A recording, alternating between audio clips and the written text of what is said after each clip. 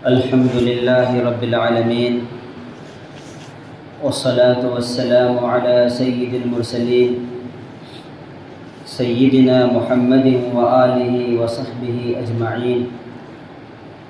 أما بعد، فقد قال الله سبحانه وتعالى في القرآن المجيد: أعوذ بالله من الشيطان الرجيم. بسم الله الرحمن الرحيم. يا أيها النبي إنا أرسلناك شاهدا ومبشرا ونذيرا وداعيا إلى الله بإذنه وسراجا منيرا. صدق اللہ العظیم. میرے محترم بزرگوں، بھائیوں، یہ ماہ ربیع الاول ہے اور اس کی مناسبت سے 2 ہفتوں سے آپ کے سامنے حضور اکرم صلی اللہ علیہ وسلم کی حیات اور آپ کی مکی زندگی کو بیان کیا جا رہا ہے. حضور صلی اللہ علیہ وسلم نے 13 سال نبوت کے مکہ مکرمہ میں گزارے، اور جب مکے کی زمین اپنی وسعت کے باوجود مسلمانوں پر تنگ ہو گئی تو آپ علیہ الصلاۃ والسلام کے صحابہ نے آپ کے حکم سے مدینہ منورہ کی طرف ہجرت فرمائی، اور اللہ سبحانہ و تعالیٰ کے حکم سے آپ صلی اللہ علیہ وسلم نے بھی ہجرت کا ارادہ فرمایا. چنانچہ حضور صلی اللہ علیہ وسلم اور آپ کے ساتھی حضرت ابوبکر صدیق رضی اللہ تعالی عنہ ہجرت کے لیے نکلے. ہجرت کے سفر میں آپ صلی اللہ علیہ وسلم کے ساتھ حضرت ابوبکر صدیق رضی اللہ تعالیٰ عنہ تھے. مشرکین کو معلوم ہوا تو انہوں نے پیچھا کیا، انہوں نے تعاقب کیا، اور اسی پر بس نہیں کیا بلکہ یہ اعلان کر دیا کہ جو بھی محمد صلی اللہ علیہ وسلم کو پکڑ کر لے آئے گا ہم اس کو اونٹ انعام میں دیں گے، 100 اونٹ انعام میں دیں گے. اور عرب میں جس شخص کے پاس 100 اونٹ ہوتے تھے وہ شخص بہت بڑا مالدار تصور کیا جاتا تھا. آپ صلی اللہ علیہ وسلم نکلے اور چھپتے ہوئے آپ غار ثور میں پہنچے، اور 3 دن تک آپ صلی اللہ علیہ وسلم غار ثور میں ٹھہرتے رہے. ابوبکر صدیق رضی اللہ تعالی عنہ کی صاحبزادی حضرت اسماء رضی اللہ تعالی عنہ نے بڑی خدمت کی، کھانا تیار کرنے میں اور کھانا پہنچانے میں. بہرحال آپ صلی اللہ علیہ وسلم 3 روز کے بعد نکلے تو اس وقت مکے کا ایک بڑا بہادر شخص تھا جس کا نام تھا سراقہ بن مالک بن جعشم. اس کو سراغ مل گیا اور اس نے آپ صلی اللہ علیہ وسلم کو دیکھ لیا. چنانچہ اس نے ارادہ کیا کہ اللہ کے نبی صلی اللہ علیہ وسلم کو پکڑ لے. حضرت ابو صدیق رضی اللہ عنہ کا حال یہ تھا کہ کبھی حضور کے پیچھے چلتے تو کبھی سامنے چلتے، کبھی دائیں چلتے، کبھی بائیں چلتے. اللہ کے نبی صلی اللہ علیہ وسلم نے پوچھا ابو بکر ایسا کیوں کرتے ہو؟ تو کہنے لگے اللہ کے رسول مجھے ڈر ہوتا ہے کہ کہیں کوئی دشمن آپ پر دائیں سے حملہ کر دے تو دائیں طرف ہو جاتا ہوں، ڈر ہوتا ہے کوئی دشمن بائیں طرف سے حملہ کر دے تو بائیں طرف ہو جاتا ہوں، ڈر ہوتا ہے کہ کوئی دشمن پیچھے سے حملہ کر دے تو پیچھے چلے جاتا ہوں. اور ڈر ہوتا ہے کہ کوئی دشمن سامنے سے حملہ کر دے تو میں سامنے چلا جاتا ہوں۔ اللہ سبحانہ و تعالیٰ کی قدرت ہوئی کہ سراقہ بن مالک اپنے جس گھوڑے پر سوار تھا وہ لڑکھڑایا اور اس کے جو پیر تھے وہ زمین کے اندر دھنس گئے۔ سراقہ گر پڑا، اس نے نکالنے کی کوشش کی لیکن اپنے گھوڑے کے پیر نہیں نکال سکا۔ اس نے زور سے پکارا، یا محمد الامان الامان، اے محمد مجھے بچا لیجئے، میں جان کی امان دیتا ہوں۔ چنانچہ آپ صلی اللہ علیہ وسلم سے اس نے دعا کی درخواست کی۔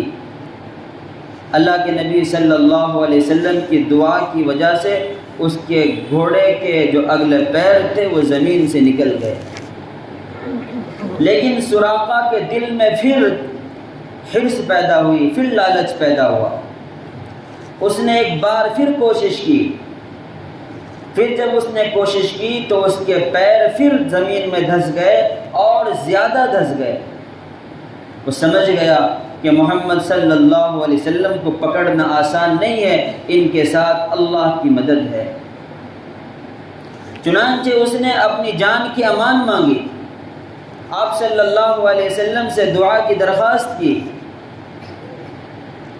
آپ صلی اللہ علیہ وسلم نے اس کے لیے دعا فرمائی اور وہ بچ گیا۔ اللہ کے نبی صلی اللہ علیہ وسلم نے اس سے کہا کس ارادے سے آئے تھے، تو اس نے بتایا کہ مکے والوں نے اعلان کیا ہے کہ جو بھی آپ کو پکڑ کر لائے گا اس کو 100 اونٹ انعام میں دیے جائیں گے، اسی لالچ سے آیا تھا۔ آپ صلی اللہ علیہ وسلم نے فرمایا، سراقہ تمہارا اس وقت کیا حال ہوگا جب تمہارے ہاتھ میں ایران کے بادشاہ کسریٰ کے سونے کے کنگن ہوں گے۔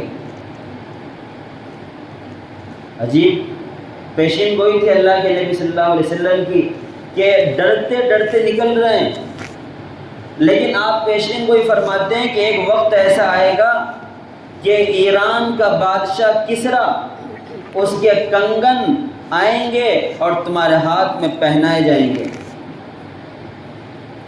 چنانچہ وقت بدلتا رہا، اللہ کے نبی صلی اللہ علیہ وسلم کی وفات ہو گئی۔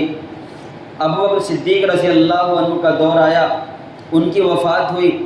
حضرت عمر بن خطاب کا دور آیا، ان کے دور میں اللہ تعالیٰ نے ایران پر فتح عطا فرمائی اور کسریٰ مغلوب ہوا، اس کا تاج اور اس کے کنگن ان کے قدموں میں رکھے گئے۔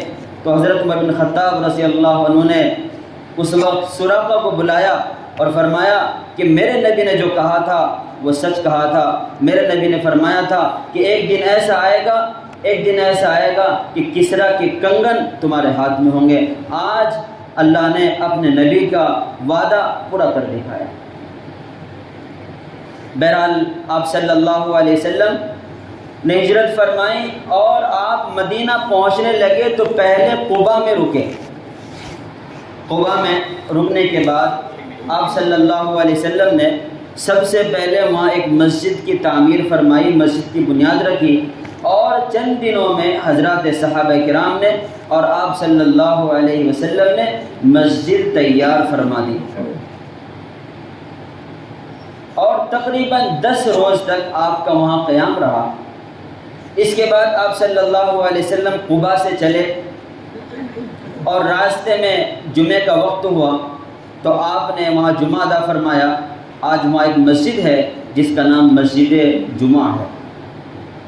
اس کے بعد آپ صلی اللہ علیہ وسلم آگے نکلے اور مدینہ منورہ میں پہنچے تو صحابہ کہتے ہیں کہ حضرت براء بن عازب رضی اللہ عنہ فرماتے ہیں کہ جس وقت آپ صلی اللہ علیہ وسلم مدینہ منورہ میں داخل ہوئے تو مدینہ والوں کے لیے اس سے زیادہ روشن دن، اس سے زیادہ خوبصورت اور تابناک دن کوئی نہیں تھا۔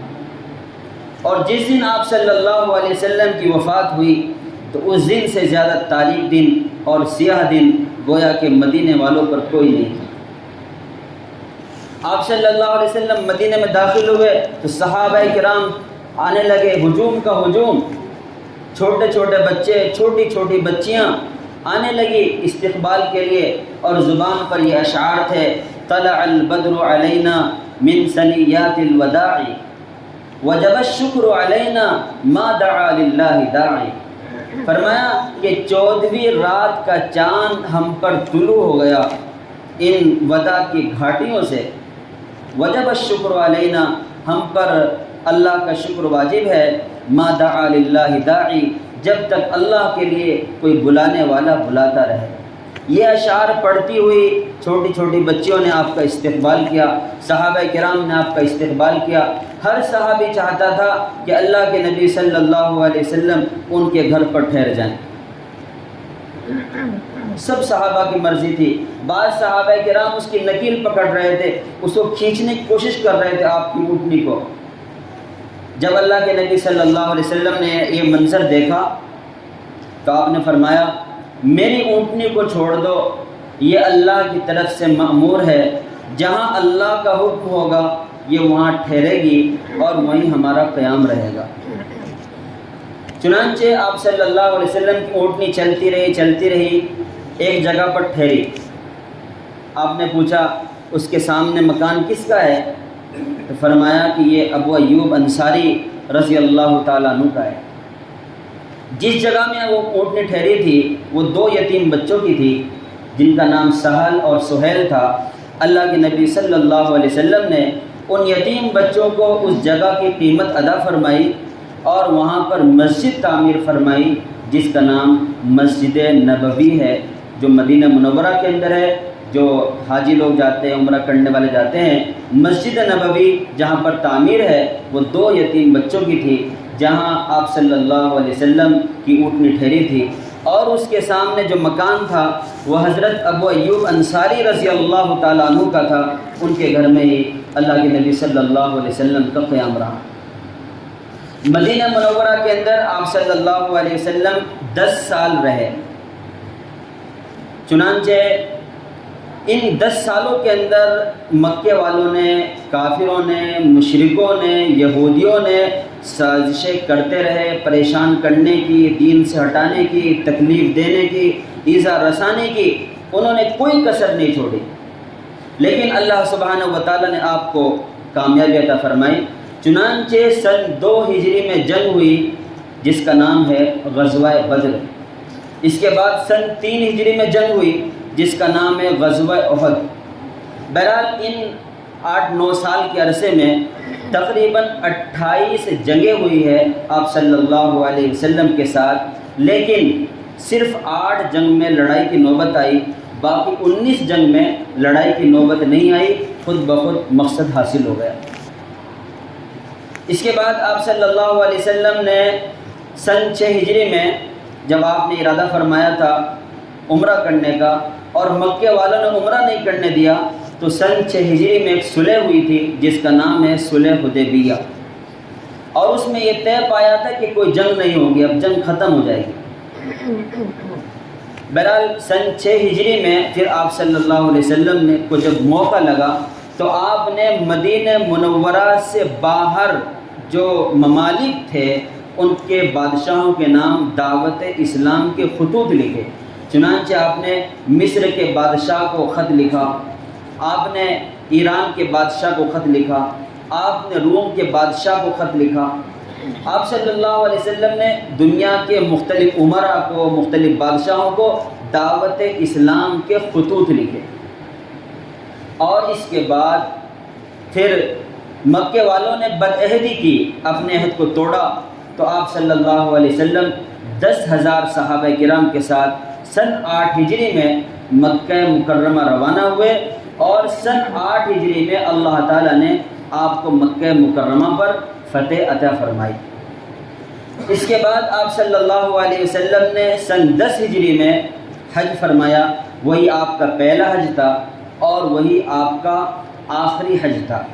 اور حج کرنے کے 3 مہینے کے بعد تقریباً 12 ربیع الاول سن 11 ہجری پیر کے دن حضور اکرم صلی اللہ علیہ وسلم اللہ کو پیارے ہو گئے اور آپ صلی اللہ علیہ وسلم پھر یہ طے ہوا کہ کہاں قبر بنے گی.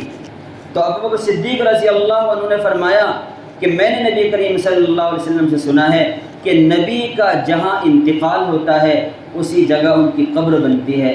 چنانچہ آپ صلی اللہ علیہ وسلم کا جو انتقال ہوا تھا وہ حضرت عائشہ صدیقہ رضی اللہ تعالی عنہ کے کمرے میں ہوا تھا. آپ کی قبر مبارک بھی اسی کمرے کے اندر بنی، اور پھر آپ صلی اللہ علیہ وسلم کے بعد ابو بکر صدیق رضی اللہ عنہ کی اور عمر بن خطاب رضی اللہ عنہ ان دونوں حضرات کی قبر بھی وہیں پر بنی. اللہ سبحانہ و تعالی ہمیں اپنے نبی صلی اللہ علیہ وسلم کی سیرت کو سمجھنے اور اس پر عمل کرنے کی توفیق عطا فرمائے. وآخر دعوانا الحمدللہ رب العالمین.